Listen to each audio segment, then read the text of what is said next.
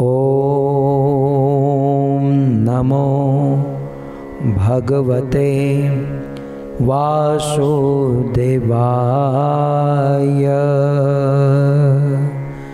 ॐ नमो भगवते वासुदेवाय।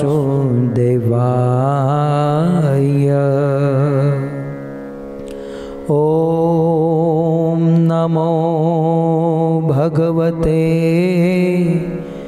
वासुदेवाय।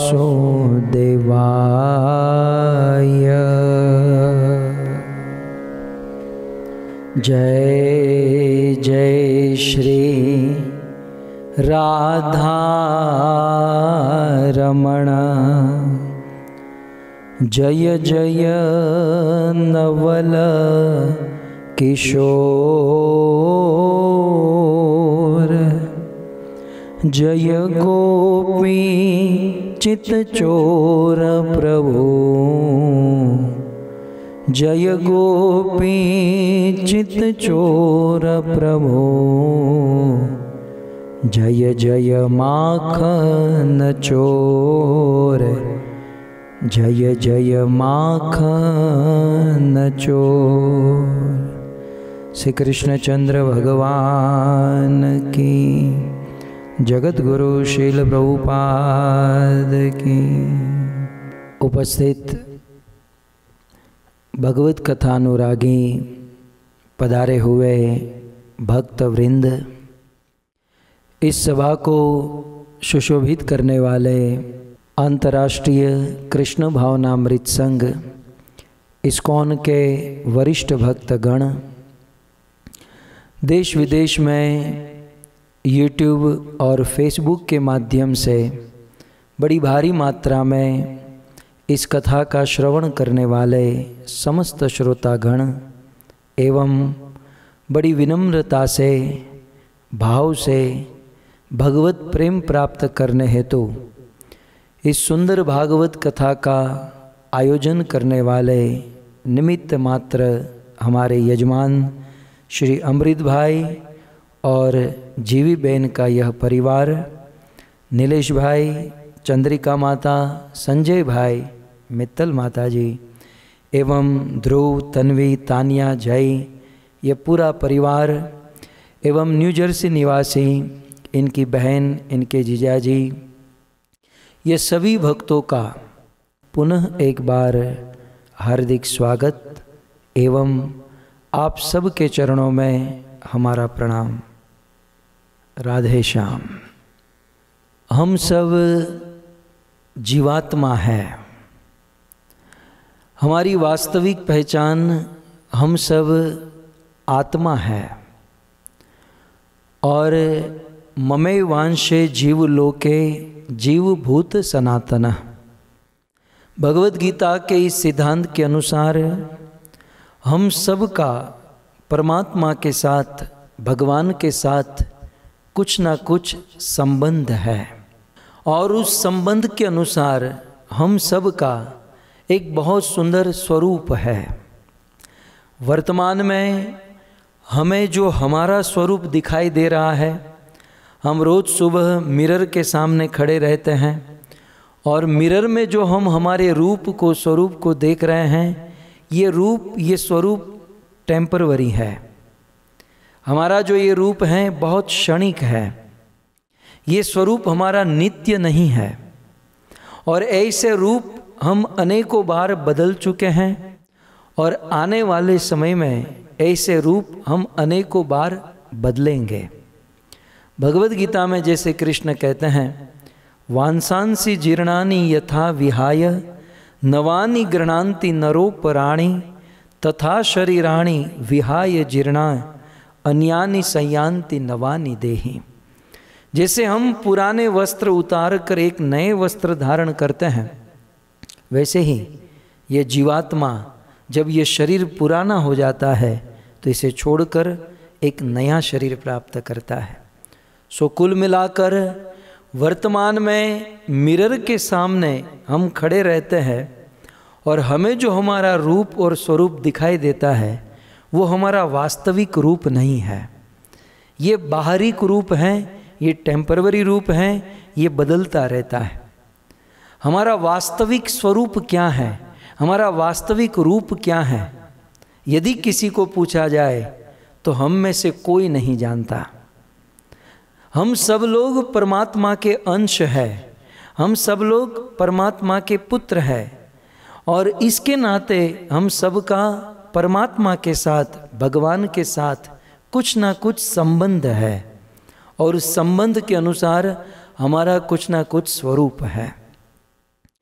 तो जीव और ईश्वर, इन दोनों के बीच में एक बहुत सुंदर संबंध है, नाता है, और जीव और ईश्वर का एक बहुत सुंदर स्वरूप है। प्रॉब्लम ये है कि वह स्वरूप आज हम जानते नहीं हैं, और वो वास्तविक ओरिजिनली स्वरूप हम नहीं जानते हैं। इसलिए संसार की उपाधियों में, संसार के स्वरूप में हम लोग फंसे हुए हैं। मन में प्रश्न हो सकता है कि वह स्वरूप प्रकट कैसे हो। हमारा भगवान के साथ जो संबंध है, वह संबंध और हमारा वास्तविक स्वरूप कैसे प्रकट। वास्तविक स्वरूप का अर्थ, भगवान के साथ हमारा संबंध यदि मित्रता का है तो हमारा स्वरूप है, हम भगवान के सखा हैं। हम में से कुछ लोग, हमारा स्वरूप वात्सल्य भाव में हम भगवान के माँ बाप हो सकते हैं, यशोदा, नंद बाबा, देवकी, वसुदेव की तरह, या फिर हम लोग भगवान के दास हो सकते हैं। कुछ ना कुछ हमारा रूप है, स्वरूप है। और जब तक ये स्वरूप प्रकट नहीं होगा, जब तक ये स्वरूप हमें समझ में नहीं आएगा, जब तक ये स्वरूप के अनुसार हम काम नहीं करेंगे, तब तक हमारे जीवन में परेशानी, प्रॉब्लम, ये सब कुछ बना रहेगा।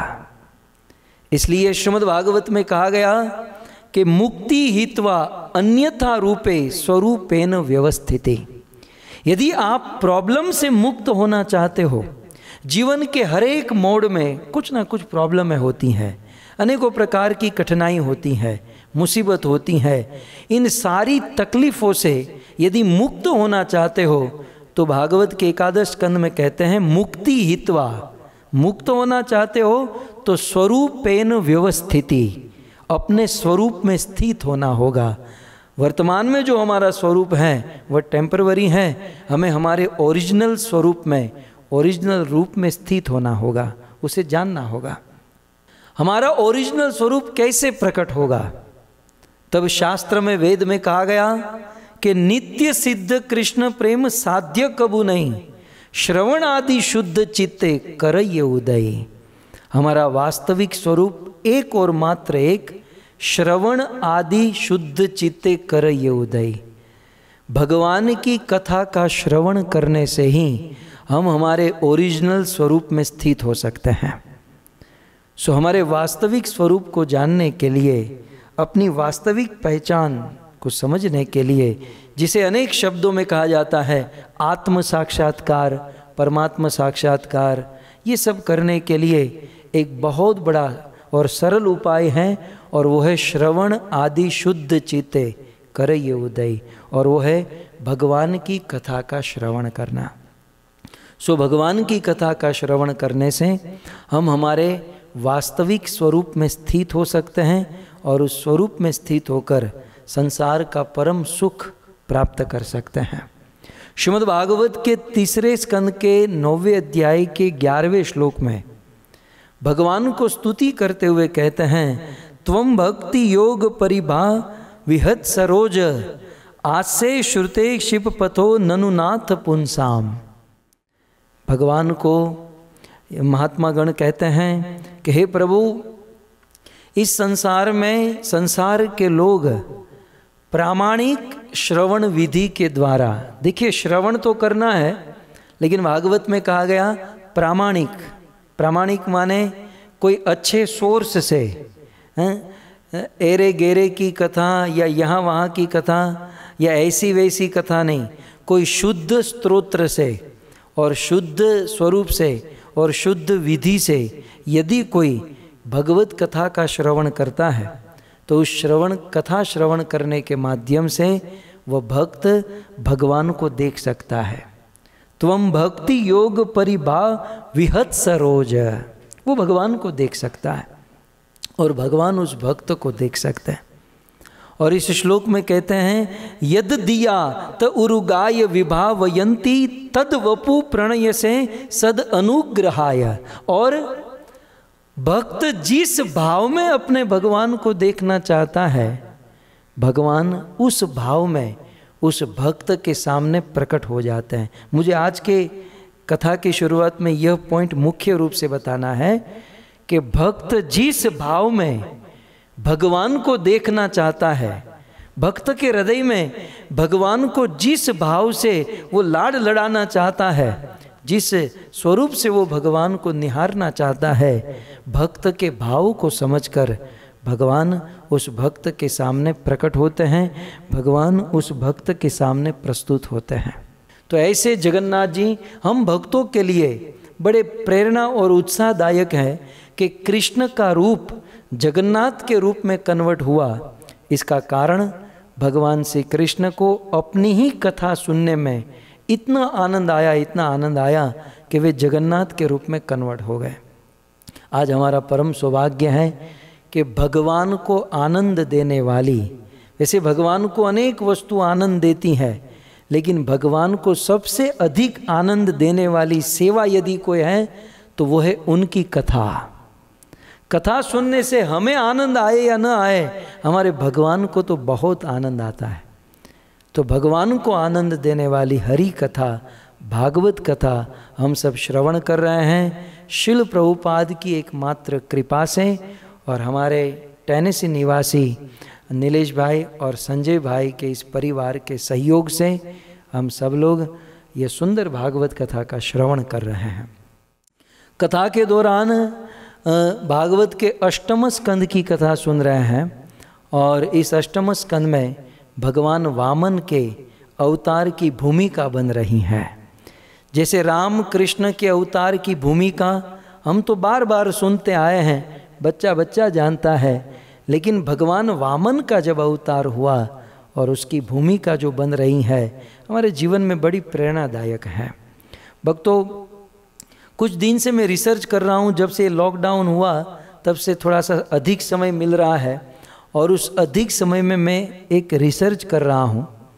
रिसर्च माने हमारी बुद्धि हमारा मन तो कुछ नहीं होता, आचार्यों ने जो पहले से रिसर्च कर रखा है उन आचार्यों की लेखनी को हम खोज रहे हैं और वे भागवत के विषय में क्या क्या कहते हैं। मुझे एक बहुत अच्छी वस्तु मिली, भागवत में किस वस्तु को प्राप्त करने के लिए कौन सा प्रसंग सुनना चाहिए, वे पूरा लिस्ट आचार्यों ने निकाला है कि भाई यदि स्पेशली टारगेटेड कोई वस्तु, मान लो कोई चीज़ चाहिए, तो उसके लिए भागवत का कौन सा प्रसंग, कौन सी कथा सुननी चाहिए। भविष्य में मैं करूँगा, मेरी इच्छा है कि इस प्रसंग के ऊपर कुछ हम चर्चा करेंगे कि भागवत के इस प्रसंग को सुनने से स्पेशली ये प्राप्त होता है, इस प्रसंग को सुनने से ये प्राप्त होता है।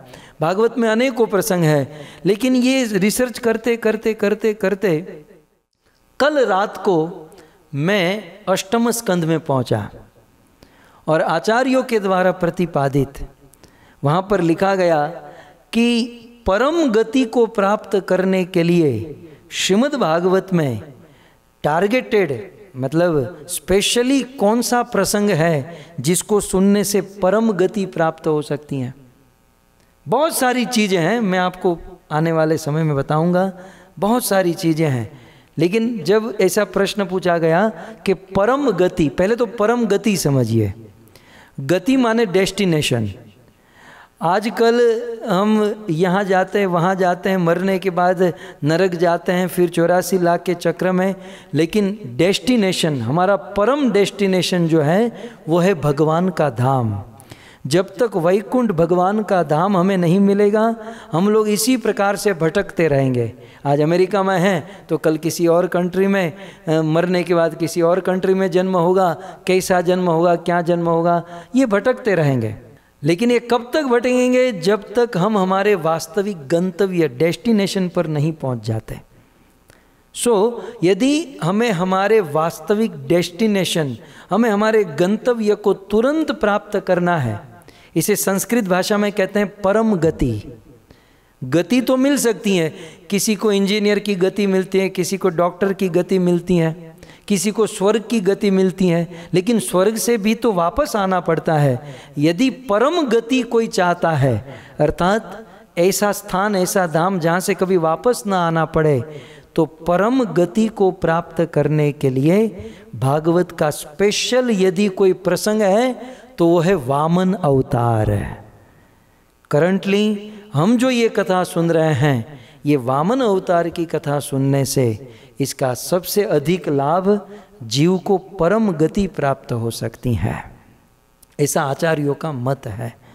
सो भक्तों, वैसे बहुत उत्साह था और अधिक उत्साह बढ़ रहा है इस वामन प्रसंग को सुनने के लिए। मैं आपको गारंटी के साथ कहूँ कि आप तथाकथित यदि कथाएं सुनेंगे, उन कथाओं में वामन प्रसंग को केवल 15 से 20 मिनट दिया जाता है। आप कहीं भी किसी भी की भी कथा सुनो, ज़्यादा से ज़्यादा आप 15-20 मिनट में तो बात खत्म हो जाती है। मैं भी कर सकता हूँ। देव दानव का युद्ध हुआ और दानवों के द्वारा स्वर्ग जीता गया, और फिर देवराज इंद्र बहुत दुखी हुआ। इंद्र की माता अदिति ने अपने पति कश्यप जी के पास गई। कश्यप जी ने अदिति को व्रत करने के लिए कहा। व्रत से भगवान विष्णु प्रसन्न हुए। भगवान विष्णु अदिति के पुत्र वामन के रूप में प्रकट हुए। भगवान वामन बलि महाराज के पास गए, 3 पग में भूमि मांगकर इंद्र को स्वर्ग प्रदान कर दिए। बोले भगवान वामन देव की जय। हो गया भगवान वामन का अवतार। ये वार्ता तो हमने जीवन में बहुत सुना है, परंतु क्योंकि हम चैतन्य महाप्रभु की परंपरा में हैं, भक्तों गौड़ीय धारा की ये विशेषता है। महाप्रभु ने भागवत को कैसे पढ़ना, समझना और दूसरों को समझाना, ये हमें बहुत अच्छी तरीके से सिखाया है, और श्रील प्रभुपाद ने इसे हमें बहुत सुंदर तरीके से समझाया। तो हमारा परम सौभाग्य है कि अन्य अन्य जगहों पर जिस वामन अवतार को केवल 15-20 मिनट का टाइम मिलता है, हम 15 घंटा 7 दिन तक लगातार इस प्रसंग के ऊपर श्रवण कर रहे हैं। मेरी भी इच्छा थी कि 1-2 दिन वामन कथा करूँगा, फिर मत्स्य अवतार, फिर आगे चला जाऊँगा, लेकिन भक्तों इस प्रसंग में इतना आनंद आ रहा है, मेरा चित्त, हमारा मन इतना लग रहा है, आपका तो मुझे पता नहीं, लेकिन मुझे इस प्रसंग के ऊपर बोलना और इस पर आपको सुनाना, इसका एक अद्वितीय बहुत सुंदर आनंद है। तो आइए इस प्रसंग का हम रसास्वादन करें। गत सत्र में हमने सुना कि किस प्रकार कश्यप ऋषि समाधि में थे, भजन में थे, और कई समय के बाद अपने घर पर वापस लौटे। वो जानते नहीं थे कि इंद्र को स्वर्ग छोड़ना पड़ा और जो भी घटना घटी, लेकिन घर पर आए तो कश्यप जी ने अपनी पत्नी अदिति को मूड ऑफ, थोड़ा सा मूडलेस देखा कि भाई पत्नी प्रसन्न नहीं है, और पत्नी प्रसन्न नहीं है तो कश्यप जी ने पत्नी को नहीं, स्वयं अपने से ही पत्नी को पूछने लगे। जैसे मैंने कहा था ना, वैकल्पिक प्रश्न के द्वारा कश्यप जी, ये कश्यप जी जो यहाँ पर बैठे हैं, ये अपनी पत्नी को कहने लगे। क्या क्या कहे? कल हमने सुना कि देवी आपका मूड बराबर नहीं है, कहीं आपके घर पर ब्राह्मण बिना सेवा के तो वापस नहीं लौट गया, कहीं ब्राह्मण की सेवा तो तुम चूक नहीं गई, कहीं तुम अग्नि भगवान को भोग लगाना तो चूक नहीं गई, कहीं तुम अतिथि की सेवा तो चूक नहीं गई, कहीं लोक में कोई बहुत बड़ी आपत्ति तो नहीं आ गई, क्योंकि आपत्ति आना सहज है। इस प्रकार से कश्यप जी अनेकों प्रश्न पूछे, और अंत में कश्यप जी ने कहा, कहीं तुम्हारे पुत्रों के जीवन में, तुम्हारे संतानों के जीवन में तो कोई गड़बड़ नहीं हुई। इस प्रकार से जब कश्यप जी ने कहा, तब देव माता अदिति कश्यप जी को कहने लगी। सुखदेव गोस्वामी लिखते हैं, श्री अदिति उवाच, अदिति क्या कहती हैं? भद्रम द्विजगवाम ब्रह्मन् धर्मस्यास्य जनस्य च त्रिवर्गस्य परम क्षेत्रम गृह मेधिन गृहा इमे। अदिति कहती हैं कि हे ब्रह्मन, हे पतिदेव, हे वेदों को जानने वाले, हे गृह मेधिन, हे इस घर के स्वामी, मेरे द्वारा ब्राह्मणों की सेवा नहीं चुकी गई है। अर्थात जैसे आपने मुझे पूछा कि कहीं ब्राह्मण बिना सेवा के तो नहीं चले गए, बोले नहीं पतिदेव, आपकी अनुपस्थिति में मैंने बहुत अच्छी तरीके से ब्राह्मणों की सेवा की है। क्या कहते हैं? ब्राह्मण द्विज, मैंने ब्राह्मणों की सेवा की। फिर आगे कहती हैं गवाम, मैंने गौ माता की भी सेवा की। धर्मस्य, मैंने धर्म का पालन भी किया। और त्रिवर्ग, मेरे पास धर्म अर्थ काम सब कुछ परिपूर्ण मात्रा में है। कश्यप जी ने कहा अच्छा मैं नहीं था, देखिए बहुत सुंदर पॉइंट है, मैं नहीं था फिर भी देवी तुमने ये सारे धर्म का पालन किया, ये सारी सेवा पूर्ण तरीके से निभाई, इसका कारण क्या है? तब अदिति बहुत सुंदर कहती हैं, अग्नयो तीर्थयो भृत्या भिक्षवो ये चलीप्सवः सर्व भगवतो ब्रह्मन् सर्व भगवतो ब्रह्मन् अनुध्यायन्नरिष्यति अनुध्यायन्नरिष्यति। ये श्लोक मैंने आपके सामने इसलिए रखा कि मैं आपको कुछ दिखाना चाहता हूँ। देवमाता अदिति कहती हैं कि हे भगवान, मैंने अग्नि की सेवा, अतिथि की सेवा, अपने घर पर जो नौकर चाकर है उनकी सेवा, भिक्षुकों की सेवा, गाय ब्राह्मण सब की सेवा बहुत अच्छी तरीके से की है। यदि श्लोक के शब्दों को मैं आपको समझाऊं तो देखिए ये कहते हैं अग्नयो, अग्नि की सेवा मैंने ठीक से की है। अतिथयो, अतिथि की सेवा भी मैंने ठीक से की है। भृत्या, भृत्या माने सेवकों की सेवा भी मैंने ठीक से की है। भिक्षवो, मैंने भिक्षुकों की सेवा भी ठीक से की है। लिप्सव, अन्य लोगों की सेवा। सर्व भगवतो ब्रह्मन, मैं ये सब की सेवा बहुत अच्छे से की है। तब मन में प्रश्न होगा कि अपने पति की अनुपस्थिति में एक स्त्री ये सारी सेवा को इतनी अच्छी तरीके से कर पाई, इसका कारण क्या है?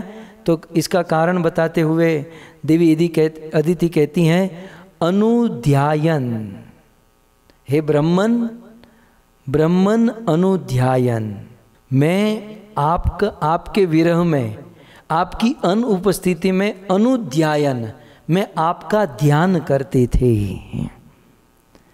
तो यहाँ पर ये सिद्धांत है भक्तों कि अपने पति के विरह में देवी अदिति अपने पति का ध्यान करती थी।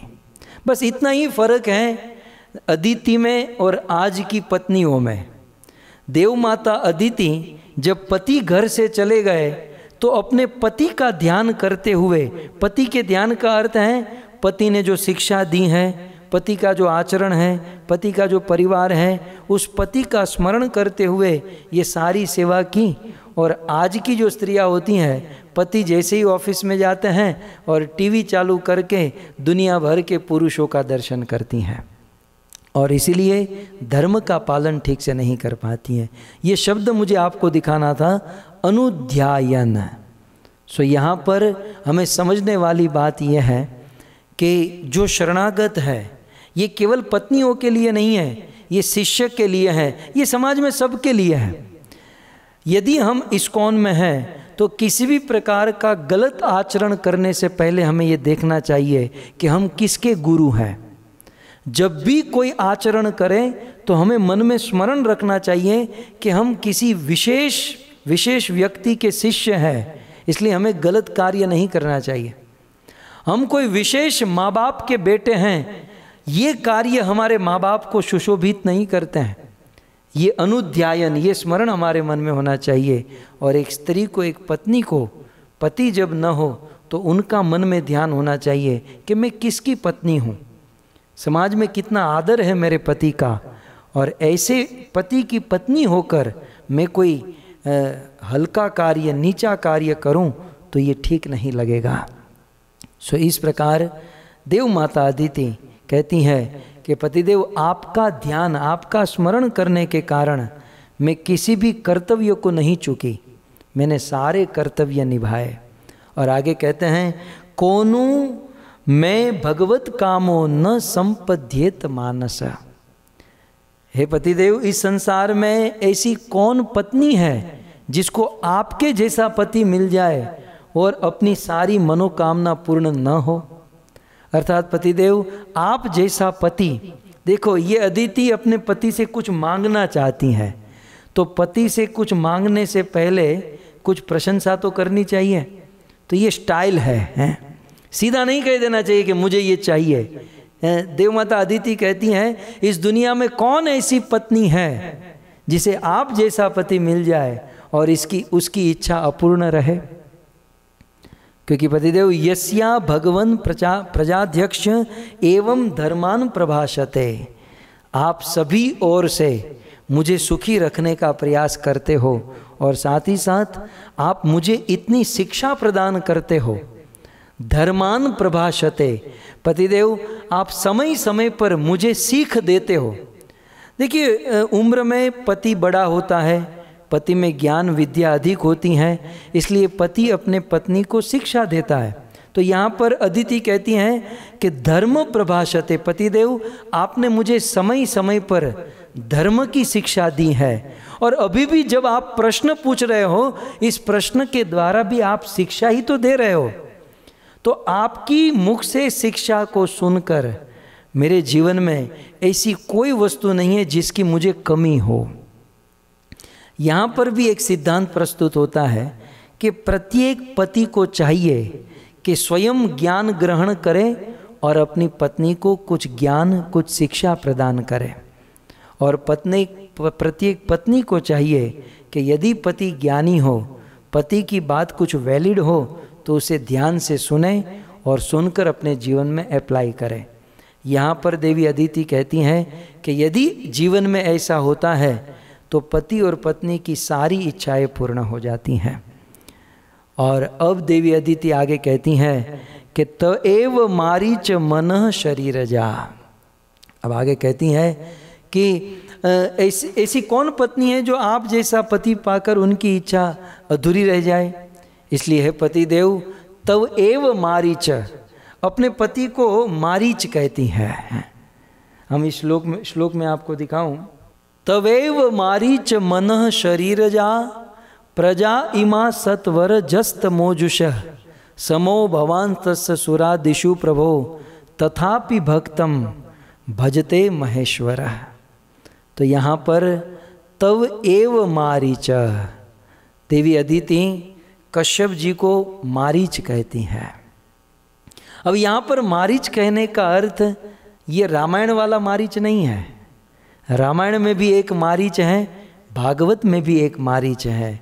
रामायण का मारीच, वो मारीच की भी बहुत सुंदर कथा है। मारीच का नाम आया इसलिए सुंदर कथा वहाँ की मैं बात आपको कह दूँ कि आप सब जानते हैं कि रामायण में जिस समय शूर्पणखा पंचवटी में आई और लक्ष्मण जी ने शूर्पणखा के नाक और कान काट दिए, शूर्पणखा अपने भाई रावण के पास गई और कहा कि वो जो तपस्वी के वेश में दो पुरुष हैं उनके साथ बहुत सुंदर स्त्री हैं और भैया वो स्त्री आपकी पत्नी बनने के लायक हैं। रावण ने देरी नहीं की, तुरंत रावण उसी समय अपने मामा मारीच के पास पहुंचा और मारीच को जाकर प्रणाम किया। रामायण में वर्णन है, दशमुख गयूं जहां मारीचा नाई मात स्वार्थ रत नीचा। रावण मारीच को प्रणाम करता है। मारीच समझ गया कि जो खल होते हैं वो कभी भी किसी को प्रणाम नहीं करते, और खल आदमी यदि किसी को प्रणाम करें तो समझो इसमें कुछ स्वार्थ है। हमारे देश में कहते हैं ना, नमन नमन में फेर है। प्रणाम प्रणाम में बड़ा अंतर होता है। कुछ लोगों का प्रणाम श्रद्धा और भावना से होता है, कुछ लोगों का प्रणाम स्वार्थ से होता है। रावण ने प्रणाम किया और रावण ने मारीच से कहा कि मारीच चलो हमें सीता का हरण करने जाना है। मारीच ने कहा कि रावण जीवन में कुछ भी करना लेकिन वहाँ मत जाना, क्योंकि मैं एक बार राम की झपट में आया था, राम ने बिना फर वाला बाण मुझे मारा था, मैं 7 समंदर पार आकर गिरा और यहाँ गिरकर भी मुझे उस बाण का आघात ऐसा लगा कि मुझे 24 घंटा राम ही राम दिखाई देता है। कीट भृंगी न्याय से बस मेरे मन में राम का ही स्मरण होता है। रावण बिना फर का बाण मारा, मेरी ये हालत हुई। यदि फर वाला बाण धनुष पर चढ़ा कर मारा होता तो मेरी कब की मृत्यु हो गई होती। राम वो है जिसने बड़े बड़े असुरों को मौत के घाट उतारा। रावण तुम राम को भूल जाओ। तब रावण हाथ में तलवार दिखाकर कहता है कि मेरे साथ चलोगे कि मैं तुम्हारा मस्तक यहाँ से धड़ से अलग कर दूँ, मार दूँ। तब मारीच ने सोचा कि इस दुष्ट रावण के हाथों से मरने से अच्छा है मैं भगवान के हाथों से मरूं। इस प्रकार रामायण का मारीच भगवान के पास गया और भगवान का नाम लेते हुए, भगवान के नाम का कीर्तन करते हुए अपने प्राण को त्यागा। एक तो वो रामायण का मारीच और दूसरे मारीच हैं भागवत के। यहाँ पर देवी अदिति अपने पति कश्यप जी को मारीच कहती हैं। मारीच का अर्थ है मरीचि ऋषि के पुत्र। मरीचि के पुत्र होने के कारण इनको मारीच कहा जाता है। तो अदिति कहती हैं तव एव मारीच मनः शरीरजा। हे मारीच, हे कश्यप जी, इस संसार में जितनी भी प्रजा है ये सारी प्रजा आपके मन से या आपके शरीर से जन्म ली है। प्रजा इमा सत्वर रजो तमो जुष, ये जितने भी रजोगुणी लोग हैं, तमोगुणी लोग हैं, सत्वगुणी लोग हैं, कश्यप जी पतिदेव ये सब आपसे ही प्रकट हुए हैं। और बात भी सत्य है, कश्यप जी की 13 पत्नियां हैं और उनसे ही लगभग ये 84 लाख की योनियां प्रकट होती हैं। और कहती हैं समो भवान तस्यु सुरा दिशु प्रभो। हे पतिदेव, आप से ही ये पूरे संसार के लोग प्रकट हुए हैं, अर्थात ये देवता भी आपसे प्रकट हुए हैं, दानव भी आपसे प्रकट हुए हैं। इसलिए आप सब के प्रति सम हो, सब आपके बेटे, सब आपके संतान हैं, इसलिए आप सब के प्रति सम हो। लेकिन तथापि भक्तम भजते महेश्वर। हे प्रभु, भगवान भी सभी जीवों के प्रति सम है। भगवत गीता में कहते हैं समोहम सर्वभूतेषु। देवी अदिति अपने पति को कहती हैं कि महेश्वर भगवान भी सभी जीवों के प्रति सम हैं, लेकिन वे अपने भक्तों के प्रति अधिक अनुकूल होते हैं, वे अपने भक्तों का अधिक ध्यान रखते हैं। तो अदिति कहती हैं कि वैसे असुर भी आपके बेटे हैं, देवता भी आपके बेटे हैं, लेकिन आप देवताओं के प्रति अधिक ध्यान रखो, देवताओं मेरे बेटे के प्रति आप अधिक अनुकूल रहो। तो बात भी सत्य है कि ये संसार में सारे जीव भगवान के अंश हैं, लेकिन भगवान अपने भक्तों का विशेष ध्यान रखते हैं। समुद्र मंथन में ही हमने देखा देव दानव सब भगवान के अंश हैं, लेकिन भगवान ने देवताओं को सपोर्ट किया। हम यदि रामायण में चलें तो बाली और सुग्रीव ये दोनों भगवान के अंश हैं, लेकिन भगवान ने सुग्रीव को सपोर्ट किया और बाली का वध कर दिया।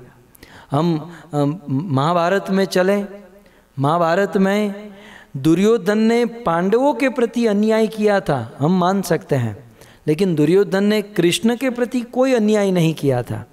दुर्योधन ने कृष्ण के प्रति कोई गलत काम नहीं किया था, लेकिन कृष्ण ने देखा कि दुर्योधन पांडवों का शत्रु है, पांडवों का वैरी है, तो दुर्योधन मेरा भी वैरी है, और भगवान ने पांडवों का पक्ष लिया और दुर्योधन को मरवा दिया।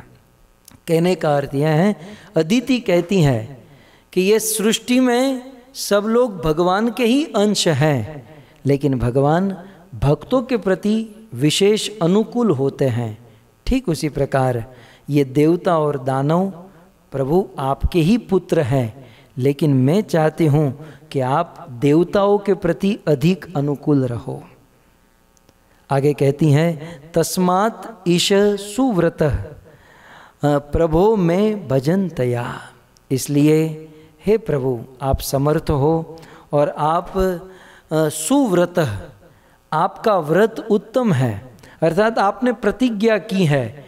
ये लग्न के समय जो अग्नि की फेरे फरते ना, उस समय की याद कराती हैं कि अग्नि के फेरे लेते समय आपने प्रतिज्ञा की है कि मैं मेरी पत्नी की इच्छा को पूर्ण करूँगा। तो हे पतिदेव, श्रेय चिंत्य सपत्न्ये हित श्रीय हत स्थानाम न पाही। हे पतिदेव, मेरे पुत्र असुरों के द्वारा स्वर्ग से निकाले गए हैं, सो कृपया करके मेरे पुत्र को स्वर्ग वापस मिल जाए, उनका पद वापस मिल जाए, उनका धन वापस मिल जाए। कृपया करके आप ऐसा उपाय करो। तो देव माता अदिति कश्यप जी को अपना निवेदन करती हैं, कृपया करके आप कोई ऐसा उपाय करो जिससे मेरे पुत्र को स्वर्ग वापस मिल जाए। कश्यप जी ने कहा कि देखो, ये घुमा फिरा कर बात मत करो, क्लियर कट मुझे बताओ हुआ क्या है और आपको चाहिए क्या, हुआ क्या है और एग्जैक्टली आपको क्या चाहिए। जो भी चाहिए मैं आपको प्रदान कर दूंगा। सो देवी अदिति अपने पति कश्यप जी से कहती है कि कृपया करके आप हमारे पुत्र के प्रति अनुकूल हो जाओ। कश्यप जी कहती है थोड़ा सा स्पष्ट करो, एक्चुअली एग्जैक्टली क्या चाहिए। अदिति कहती हैं परो विवासिता साहम मग्न व्यसन सागरे। पतिदेव, मैं व्यसन के समुद्र में डूबी हुई हूँ। संस्कृत में हम लोग व्यसन शब्द अनेकों बार बोलते हैं। ये शब्द संस्कृत है और संस्कृत में व्यसन का अर्थ होता है दुख। तो व्यसन सागर, पतिदेव ये जो मैं दुख के समुद्र में आज डूबी हुई हूँ, इसका एक ही कारण है, ऐश्वर्य श्री यशम स्थानम हतानी प्रबलेर मम। मेरे पुत्र के ऐश्वर्य श्री स्थान ये सब कुछ हाथों से निकल गया है, उससे छीन लिया गया है, इसलिए मैं दुखी हूँ, मैं कष्ट में हूँ। और भक्तों, इतना कहकर अदिति ने अपने पति के चरण पकड़ लिए। श्रीधर स्वामी लिखते हैं कि देव माता अदिति ने अपने पति के चरणों में बैठ गई, पति के चरण पकड़ लिए और कहती हैं यथा तानी पुनः साधो प्रपद्येत मम आत्मजा। हे साधो, हे प्रभु, मेरे आत्मज, मेरे पुत्रों के लिए कृपया करके अपनी बुद्धि से जो भी कल्याणकारी मार्ग हो, जो भी हो सके, कृपया करके मेरे पुत्र को स्वर्ग वापस मिल जाए, आप ऐसा उपाय करो। इस प्रकार अदिति ने निवेदन किया। कहती हैं मम आत्मजा। अदिति कहती है मम आत्मजा। ममात्मजा का अर्थ होता है मेरे पुत्र। भक्तों, इस प्रकार से मेरे पुत्र, तेरे पुत्र, ये मेरा, ये पराया, ये कहना, ये बहुत बड़ा अज्ञान है, ये बहुत बड़ा मोह है, ये बहुत बड़ी माया है। आप शायद यदि जानते हो तो भगवत गीता का ओपनिंग, भगवत गीता का प्रारंभ ही इसी शब्द से होता है। धृतराष्ट्र भगवत गीता में केवल एक शब्द, एक श्लोक बोले हैं, लेकिन धृतराष्ट्र के मुख से निकले हुए उस एक श्लोक से और एक श्लोक के उस एक शब्द के द्वारा हमें ज्ञात हो सकता है कि धृतराष्ट्र की भावना कैसी है। भगवद गीता में कहते हैं धृतराष्ट्र उवाच धर्म क्षेत्रे कुरुक्षेत्रे समवेता युत्सव मामका पांडवाश्चैव किम अकुर्वत संजय। धृतराष्ट्र वहाँ पर शब्द इस्तेमाल करते हैं मामका। यहाँ पर अदिति कहती हैं मम आत्मज। तो भक्तों, जो मेरा तेरा करता है, ये मेरा, ये तेरा, ये मेरा बच्चा, ये तेरा बच्चा, ये बहुत बड़ा अज्ञान है। तो यहाँ पर जैसे धृतराष्ट्र के हृदय में अज्ञान था कि मामका और पांडवा, धृतराष्ट्र ने संजय को कहा कि मेरे पुत्र और पांडु के पुत्र ने क्या किया, ठीक उसी प्रकार वैसा ही अज्ञान आज अदिति को है कि देवता मेरे हैं और असुर पराये हैं। भक्तों, अंतर केवल इतना है कि धृतराष्ट्र के मन में मेरे तेरे की भावना थी और अदिति के मन में भी मेरे तेरे की भावना है, लेकिन अदिति के मन में मेरे तेरे की भावना है, लेकिन वो किसी साधु के चरणों में बैठी है। साधु के चरणों में बैठकर कहती हैं कि माम का मम आत्मज का आप कुछ कीजिए। और धृतराष्ट्र के अंदर भी ऐसी भावना थी, लेकिन वो साधु की शरण ग्रहण नहीं किए। देखिए, ये अज्ञान हम सब के अंदर है। हम सब के मन में ऐसा होता है। अपने बच्चे अच्छे लगते हैं, अपना मोबाइल, अपना कार, अपनी वस्तु अच्छी लगती है, पराई वस्तु हमें तो जलन होती है, अच्छा नहीं लगता।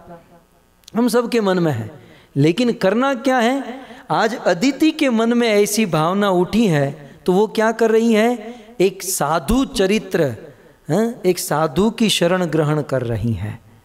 और इसका रिजल्ट क्या होगा, मन में दुर्भावना है, लेकिन उस दुर्भावना को लेकर एक साधु के पास गई तो उनके पुत्र के रूप में भगवान वामन प्रकट हो जाएंगे। तो दुर्भावना, गलत भावना तो हम सब के अंदर हैं, लेकिन उसे लेकर यदि साधु के चरणों में बैठेंगे तो स्वयं भगवान हमारे जीवन में आ सकते हैं। और धृतराष्ट्र में भी ये भावना थी, लेकिन धृतराष्ट्र ने साधु की शरण ग्रहण नहीं की तो भगवान के हाथों से उसे मरना पड़ा, पूरे परिवार को तबाह किया और स्वयं धृतराष्ट्र की भी मृत्यु हो गई। सो कहने का अर्थ यह है कि जीवन में कदाचित ऐसी भावना आ भी जाए तो साधु की शरण ग्रहण करनी चाहिए। अदिति कहती हैं कि मम आत्मजा, मेरे आत्मज, मेरे बच्चों के लिए जो भी कल्याणकारी हो, कृपया करके आप करो। क्योंकि जगत में हित करने वालों में एक बहुत सुंदर शब्द इस्तेमाल किया, कल्याणकृतमः। अदिति कहती है, पतिदेव मेरे जीवन में सबसे अधिक मेरा कल्याण करने वाला यदि कोई है तो केवल आप हो। यहाँ पर देव माता अदिति कहती हैं कल्याणकृतमः, कल्याणकृत उत्तमः। इसका अर्थ है पतिदेव मेरे जीवन में कल्याण करने में सबसे उत्तम, सबसे श्रेष्ठ यदि कोई है तो वो आप हो। भक्तों, इससे प्रत्येक पत्नी और प्रत्येक शिष्य, प्रत्येक शरणागत के मन में ये भावना होनी चाहिए कि मेरे जीवन में सबसे अधिक यदि कोई कल्याण कर सकता है तो मेरा गुरु, मेरे जीवन में यदि कोई सबसे अधिक कल्याण कर सकता है तो वो मेरा पति है। जब भगवान राम, सीता, लक्ष्मण चित्रकूट में अनसुईया के आश्रम में गए और देवी सीता अनसुईया के पास जाकर बैठी और अनसुईया देवी ने माता सीता को बहुत सुंदर बात कही। कहा, सीते वैसे तो मुझे तुम्हें कहने की कोई आवश्यकता नहीं है, क्योंकि तुम तो जनक की बेटी हो, जनक जी के संस्कार तुम्हारे जीवन में है। क्योंकि एक माँ हूँ सीता, मैं एक स्त्री हूँ और इसलिए स्त्री धर्म के विषय में मैं आपको कहती हूँ कि मातु पिता भ्राता हितकारी मित प्रद सब सुनु राजकुमारी।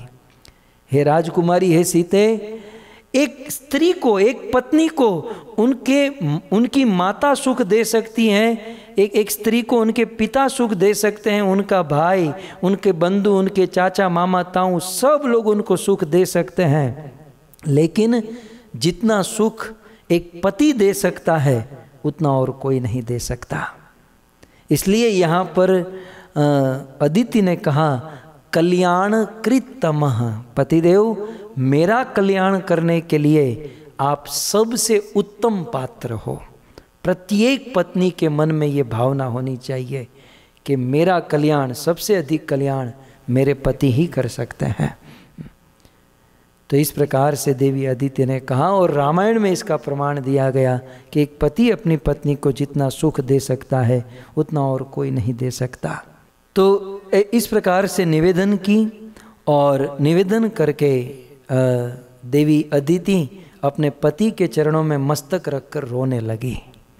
सुखदेव गोस्वामी कहते हैं, एवं अदित्या अभ्यर्चितः, इस प्रकार अदिति के द्वारा प्रार्थना करने पर कहताम स्मयन इव आह, प्रजापति कश्यप जी आश्चर्यचकित होकर, मतलब वो तो दंग रह गए, आश्चर्यचकित होकर अपनी पत्नी को कहने लगे।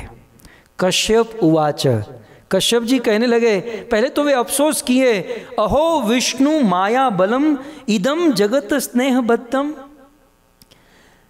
कश्यप जी अफसोस करते हुए कहते हैं कि भगवान विष्णु की माया कितनी प्रबल है कि भगवान विष्णु की माया ने संसार के जीवों को स्नेह के बंधन में कैसा बांध कर रखा है कि आज ये अपने मन में सोच रहे हैं कि आज ये मेरी पत्नी है, ये मेरी पत्नी चाहती हैं कि उनके पुत्र स्वर्ग के राजा बने, तो ये जो असुर हैं वो किसी ना किसी के पुत्र नहीं होंगे।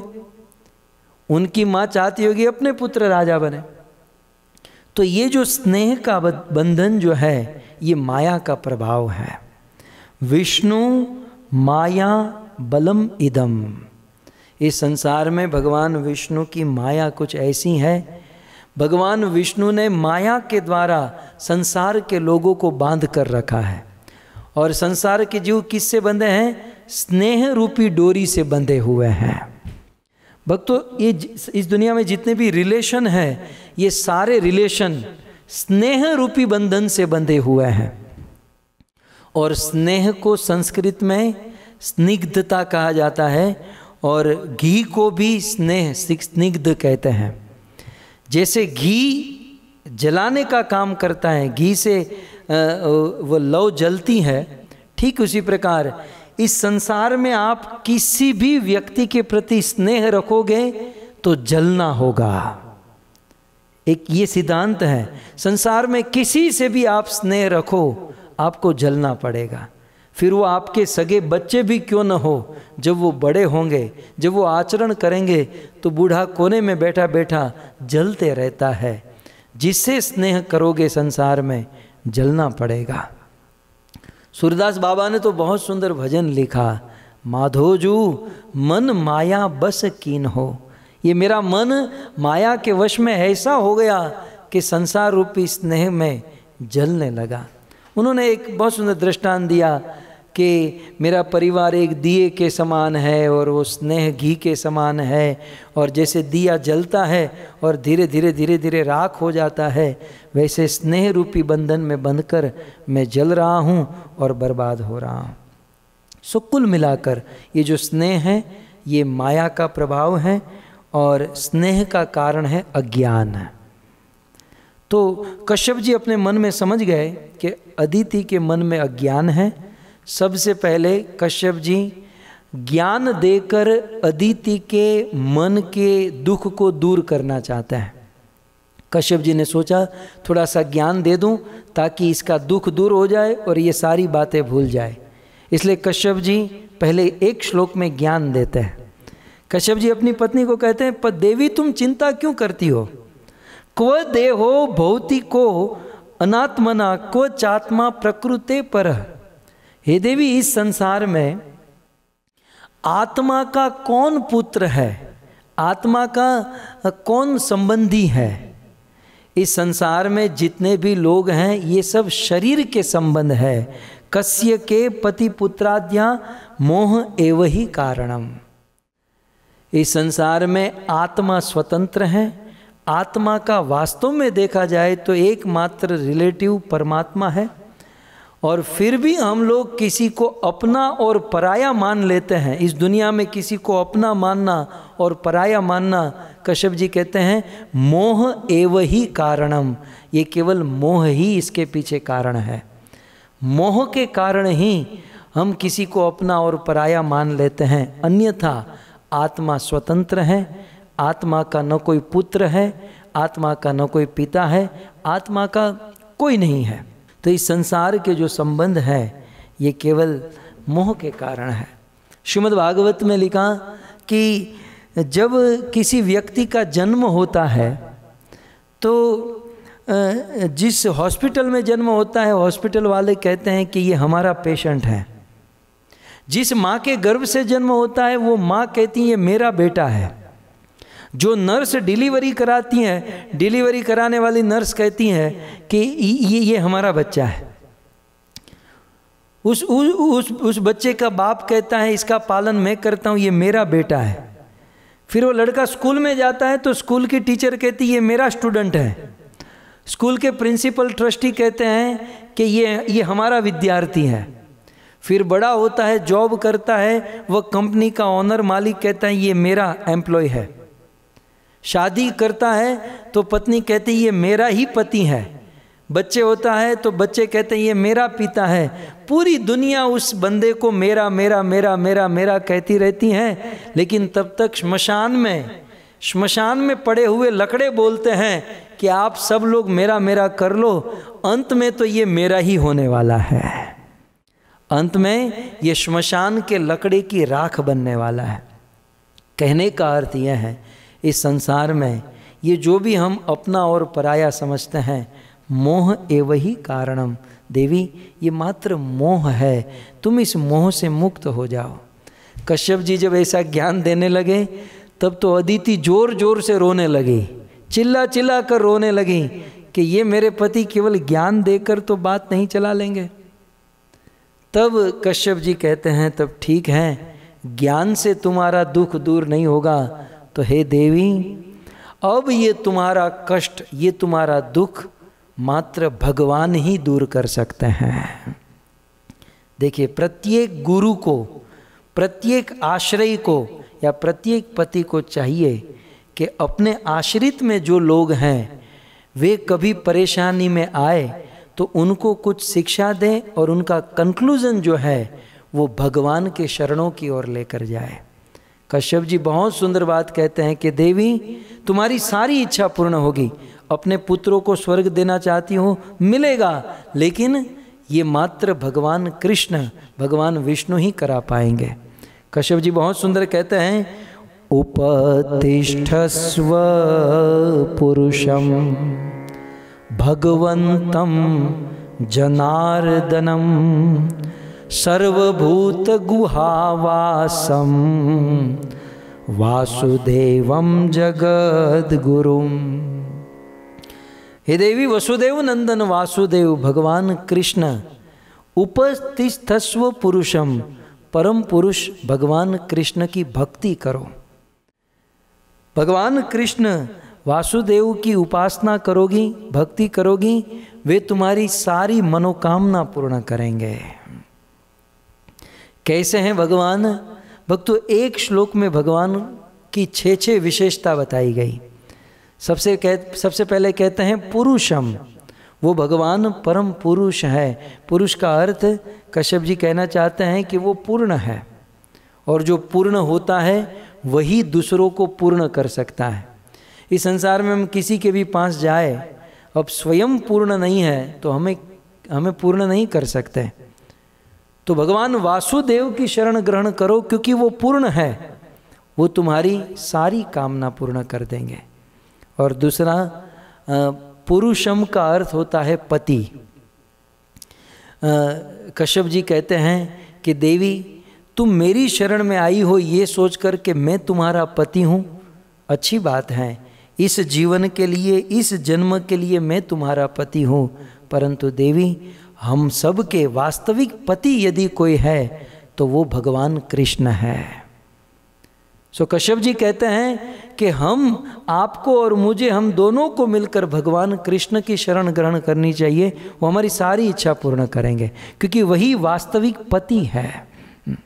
पति का अर्थ होता है पालन करने वाला, और अल्टीमेटली संसार का पालन करने वाले भगवान कृष्ण है। मीराबाई ने बहुत सुंदर कहा कि ऐसे वर से विवाह करके क्या करूं जो आज जिए कल मर जाए। मैं तो विवाह करूं मेरे गिरधर गोपाल से, जिससे मेरा सुहाग अमर हो जाए। दुनिया में जितने भी पति हैं वो टेम्परवरी पति हैं, लेकिन भगवान श्री कृष्ण हमारे लिए सदा के पति हैं। इस दुनिया में यज्ञपति, धरापति, पृथ्वीपति, सबके पति कृष्ण है, क्योंकि अल्टीमेटली वही सबका पालन करते हैं। सो देवी पुरुषम, उस भगवान की शरण ग्रहण करो। कहती हैं भगवंतम, वो भगवान षड ऐश्वर्य पूर्ण है, उनके पास सब कुछ है, बल, ज्ञान, वैराग्य, सुंदरता, सब कुछ, वे तुम्हारा काम कर सकते हैं। और भगवंतम का दूसरा अर्थ है सर्वज्ञ। वो तुम्हारे और तुम्हारे पुत्रों के जीवन में जो दुख आया है उसका असली कारण जानते हैं। देवी तुम उस भगवान की शरण ग्रहण करो जो जनार्दन है। उपतिष्ठस्व पुरुषम, उपतिष्ठस्व माने उपासना करो, भक्ति करो। किसकी? तो पहले कहते हैं पुरुषम, पुरुष की। तो पुरुष का अर्थ मैंने कहा कि तुम्हारे वास्तविक पति हैं, और पुरुष का दूसरा अर्थ है वो पूर्ण है। फिर कहती हैं भगवंतम, उसकी उपासना करो, वे भगवान, वे स्वयं भगवान है, माने षड ऐश्वर्य पूर्ण है और वे सर्वज्ञ हैं जो वास्तविक हित जानते हैं। उसी भगवान श्री कृष्ण को यहाँ पर कहती हैं जनार्दनम। कश्यप जी कहते हैं जनार्दनम, ये भगवान का बहुत सुंदर नाम है। भगवान को जनार्दन कहते हैं। भगवान को जनार्दन क्यों कहते हैं? इसके 4 कारण हैं, ध्यान से सुनिएगा। भगवान को जनार्दन कहते हैं, इसका पहला कारण, जन का अर्थ होता है भगवान के जन, भगवान के भक्त, और अर्दन का अर्थ होता है प्रेम करना। क्योंकि भक्त भगवान से प्रेम करते हैं, इसलिए भगवान को जनार्दन कहते हैं। दूसरा अर्थ, जन का एक अर्थ होता है असुर, और अर्दन का अर्थ होता है मार देना। क्योंकि भगवान असुरों को, दुष्टों को मारने में समर्थ हैं, इसलिए भगवान को जनार्दनम कहते हैं। तो भाव यह है कि देवी तुम जनार्दन कृष्ण की उपासना करो, जिससे वे तुम्हारे जो शत्रु हैं, जो दुष्ट हैं, उनका वध कर देंगे। जनार्दन का तीसरा अर्थ है, जन का अर्थ होता है भक्त, और अर्दन का अर्थ होता है याचना। जो भगवान अपने भक्तों से याचना करते हैं उसे जनार्दन कहते हैं। अर्थात कश्यप जी का भाव है कि यदि युद्ध नहीं कर पाएंगे तो वे भगवान बलि के पास जाकर याचना करके भी स्वर्ग मांगकर तुम्हारे बेटे को दे देंगे। इसलिए तुम जनार्दन की उपासना करो। और जनार्दन का चौथा अर्थ है, जन का अर्थ है माया, और अर्दन का अर्थ है नष्ट करना। जो माया के प्रभाव को नष्ट कर सकते हैं उसे जनार्दन कहते हैं।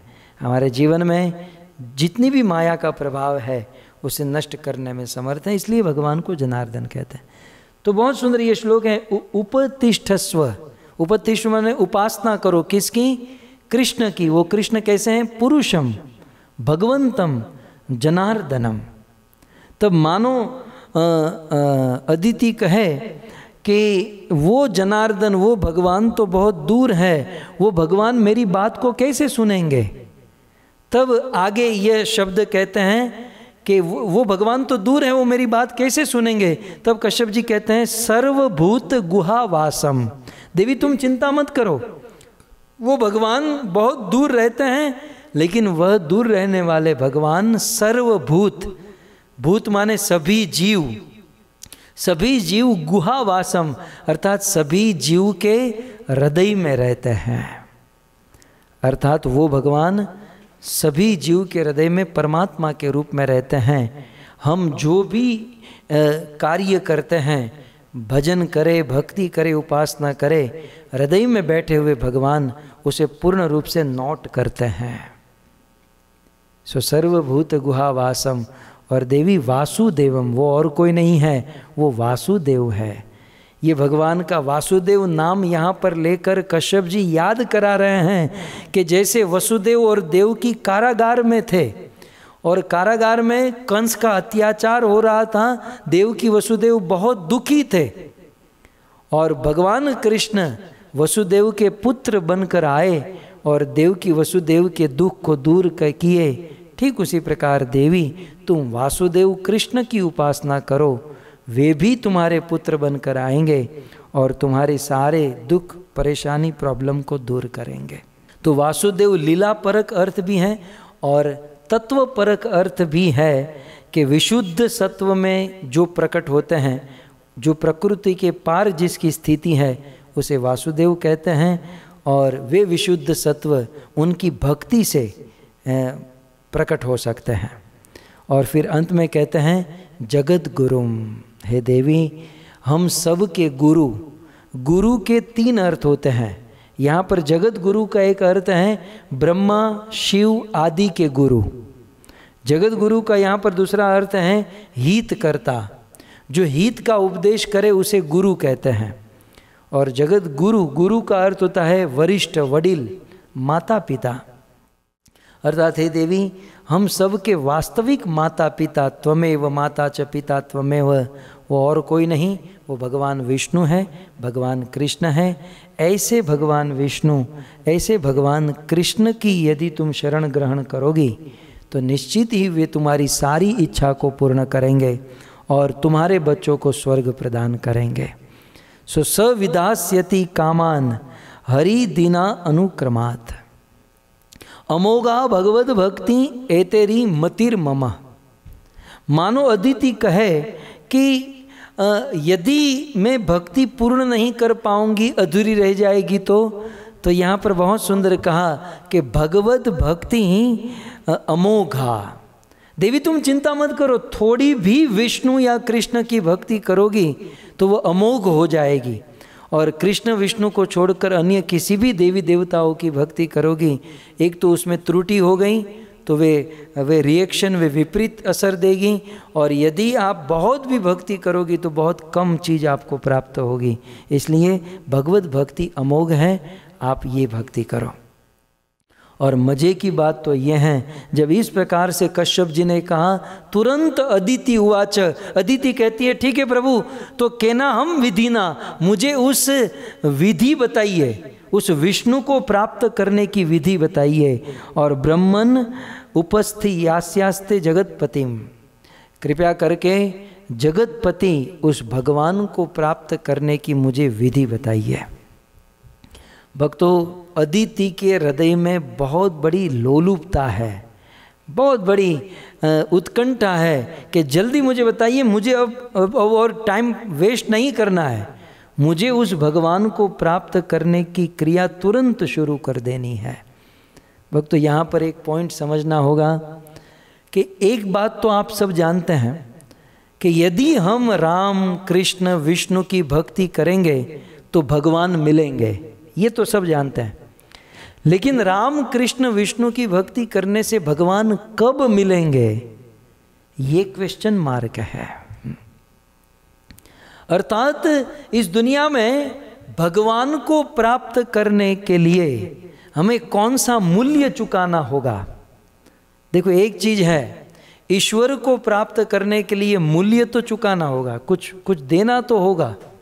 इस संसार में कोई भी वस्तु फ्री में नहीं मिलती, और भगवान जैसे भगवान कभी मुफ्त में मिल जाए ऐसी आशा भी नहीं करनी चाहिए। यदि मन में प्रश्न हो कि भगवान को प्राप्त करने के लिए कौन सा मूल्य चुकाना होगा, तब पद्यावली में रूप गोस्वामी कहते हैं, कृष्ण भक्ति रस भाविता मति क्रियताम यदि कृतोपि लभ्यते तत्र लौल्यम अपि मूल्यम एकलम जन्म कोटि सुकृति न लभ्यते। भगवान को प्राप्त करने के लिए एक कीमत चुकानी होगी, और वह कीमत है लोल्यम, लोलुपता, लालसा, उत्कंठा, तीव्रता। हम लोग भजन भक्ति करते तो हैं, लेकिन हमारी भक्ति में वो तीव्रता नहीं है, वो लालसा नहीं है, वो उत्कंठा नहीं है। लेकिन धन्य है भक्तों, धन्य है देवताओं की माता अदिति। कश्यप जी ने कहा कि तुम्हारी इच्छा भगवान विष्णु कृष्ण पूर्ण कर सकते हैं। कश्यप जी की बोलती रोक दी, और अदिति उवाच, अदिति कहती प्रभु तो बता दीजिए, मैं आज और अभी से ही शुरू करना चाहती हूँ, मुझे क्या करना होगा, मुझे विधि बताइए, मुझे वो विष्णु, भगवान विष्णु मुझे चाहिए। ये है लालसा, ये है उत्कंठा। भक्त हम भी है, लेकिन हमारी भक्ति में और उनकी भक्ति में अंतर यह है, हमारी ढीली ढाली भक्ति है। हम क्या सोचते हैं, माला जाप करेंगे, अभी तो बहुत दिन बाकी है जीवन में, है?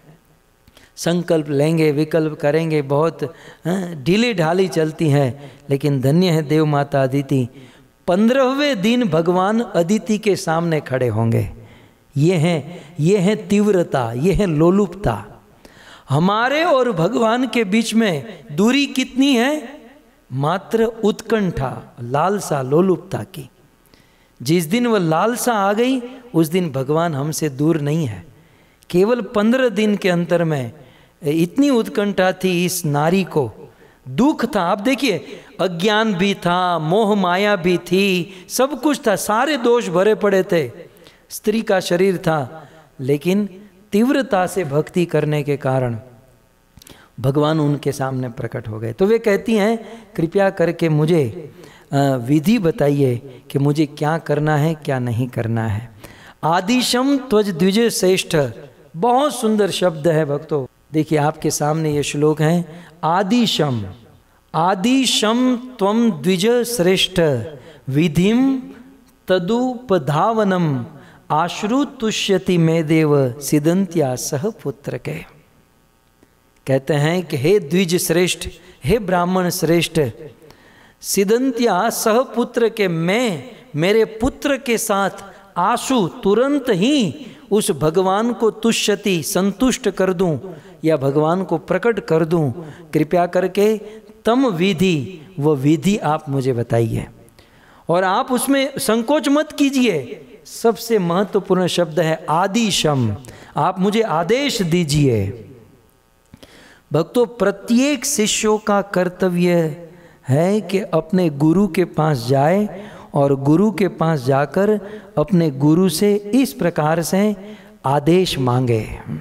प्रत्येक शरणागत को चाहिए कि जिनका आश्रय ग्रहण किया है, अपने आश्रय के पास जाकर दोनों हाथ जोड़कर निवेदन करें कि गुरुदेव आदेश, मुझे कुछ आज्ञा दीजिए, मुझे कुछ आदेश दीजिए। मुझे अभी आदेश से स्मरण आ रहा है कि 2 दिन पहले परम पूज्य राधा गोविंद गोस्वामी महाराज का फ़ोन था, टेलीफोनिक चर्चा हो रही थी हमारे परम गुरुदेव वृंदावन से। तो बात में मैंने सहज ही कहा कि गुरुदेव कोई विशेष आज्ञा हो तो आप बताइए, आपकी कोई मुझे आज्ञा हो, कोई आज्ञा दीजिए, आज्ञा कीजिए। तब गुरुदेव ने कहा कि बस एक ही आज्ञा है कि इसी प्रकार से भागवत कथा करते रहो। कई बार लोग पूछते हैं ना कि आपको कथा करने का इतना उत्साह कहाँ से आता है? तो गुरुदेव के आदेश से, उनकी आज्ञा से जीवन में उत्साह भर जाता है। तो यहाँ पर अदिति ने कहा आदिशम, आदेश दीजिए। भक्तों, हम जब भी कोई साधु संत महात्मा के पास जाए और हमारी बुद्धि निश्चय कर ले कि यही महात्मा हमारा उद्धार कर सकता है, तो सबसे पहला काम दोनों हाथ जोड़कर निवेदन करना चाहिए, मेरे लिए क्या आदेश है, आदेश दीजिए। और उस आदेश का पालन करने में वो तीव्रता होनी चाहिए। कई बार कोई गुरु शिष्य को आदेश देते हैं और आदेश देने के बाद आधे घंटे के बाद वो गुरु शिष्य को देखते हैं, तू अभी इधर ही है, तू गया नहीं? नहीं, मैं चप्पल खोज रहा हूँ। वो आधे घंटे तो चप्पल खोजने में ही निकाल देता है। आदेश ऐसा होना चाहिए कि गुरु के मुख से वो वाक्य कंप्लीट ना हो तब तक तो वो आधा काम कर दे। और शास्त्र में यदि मैं जाऊं तो आदेश सुनना ही बहुत हमारे लिए दुख की बात है। एक शिष्य के लिए गुरु का आदेश मिलना ही दुख की बात है, क्योंकि शिष्य का धर्म तो कहा गया कि गुरु के मन की बात को समझकर उस कार्य को कर देना चाहिए। देखिए यहाँ पर ठीक 13वें दिन भगवान अदिति को मिलेंगे। क्यों? क्योंकि ये सारे गुण अदिति में है कि आदिशम, कृपया करके आप मुझे आदेश दीजिए और बताइए मुझे क्या करना है।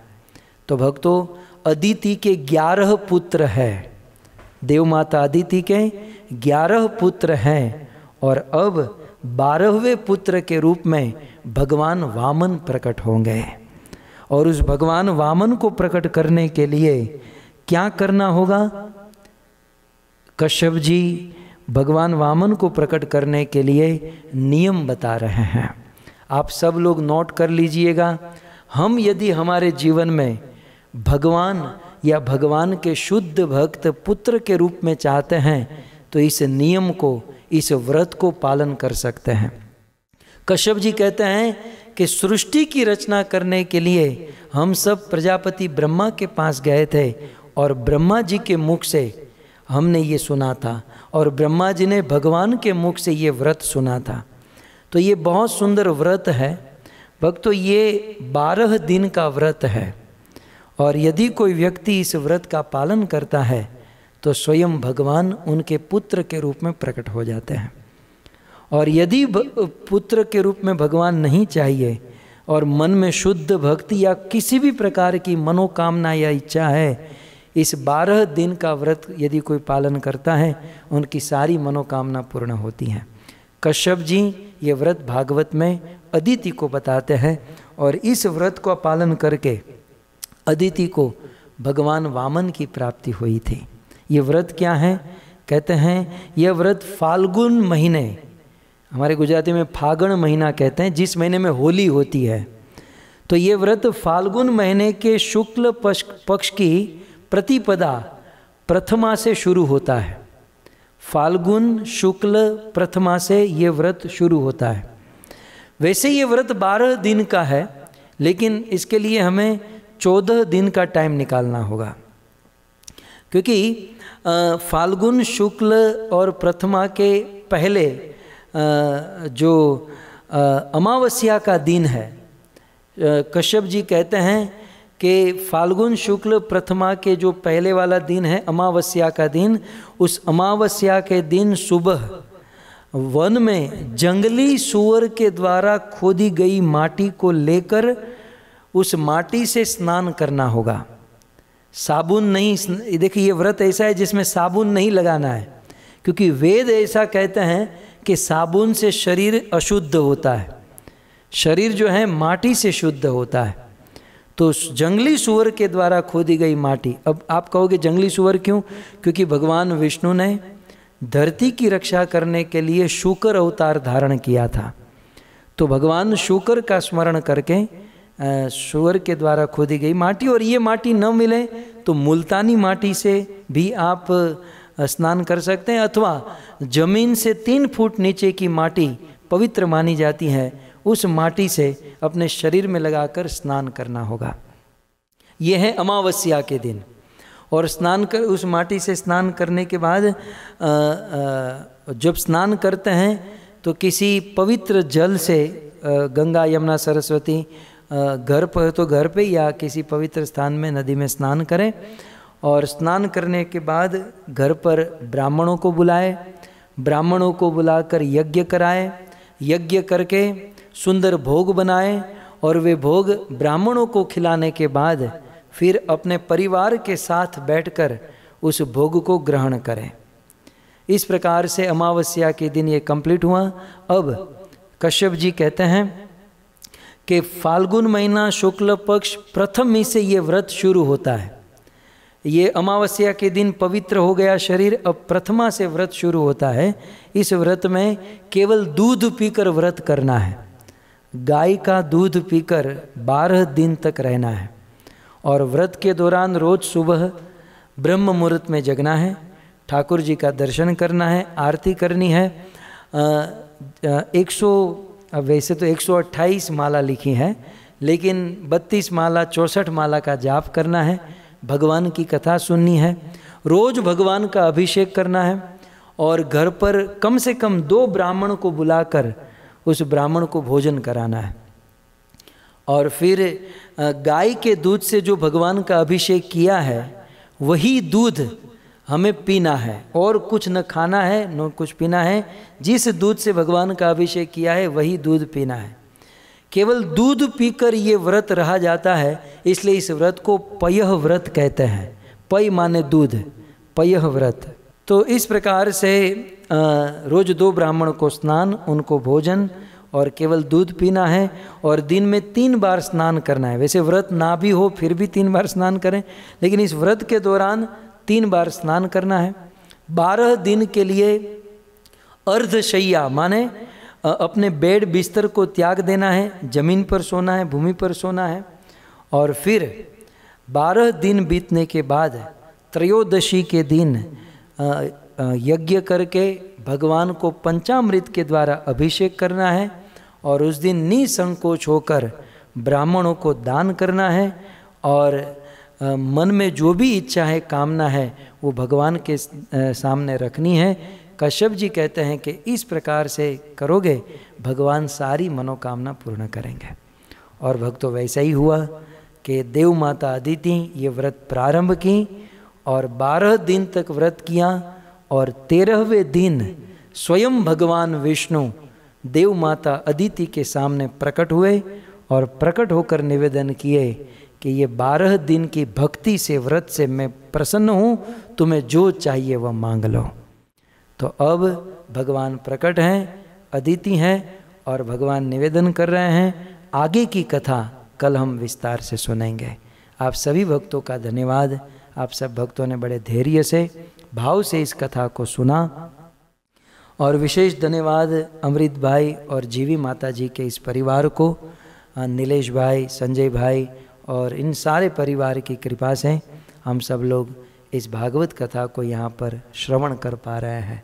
आइए भागवत की जय जयकार करते हुए इस प्रसंग को हम यहाँ पर विराम करें। ग्रंथराज श्रीमद् भागवतम महापुराण की, शिल प्रभुपाद की, निताई गौर प्रेमानंद। जय जय श्री राधे, जय जय श्री राधे, जय जय श्री राधे।